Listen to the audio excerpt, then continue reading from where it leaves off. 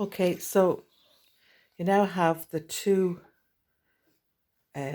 facings attached to the front and back of the dress. You need now to clip the corners. Sorry, you need to clip the corners here, trim it down, and be careful not to go too close to the stitches at the top.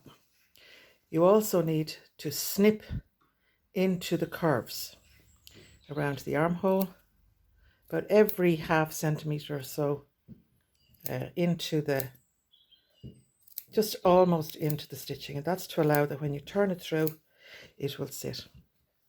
You could trim down a little bit of the seam allowance along the edge as well,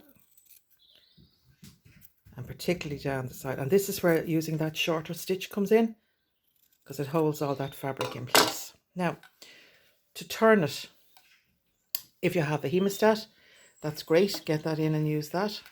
I find using a straw, pop it into the top of the piece, and don't use anything too sharp or pointy. I'm using my purple tang.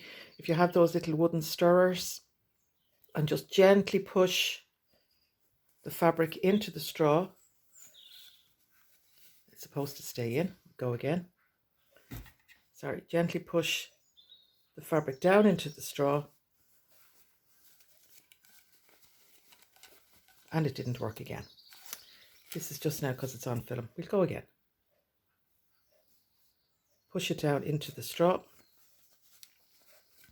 and pull it through, but it will come through. There we go. Do the same on the other side, and a little bit of wiggling and a bit of a finger press to get it out into shape, particularly around the armhole and the neckline. So do that with both sides. Just careful not to puncture.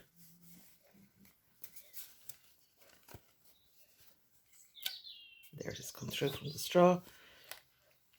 You can use the edge of your purple thang. You can wiggle it out with your fingers, whatever suits. Get that into a nice shape. And this is where your clipping will come in, because that should now lie nice and flat, because the seam, because you've clipped it, the seam will be able to open out.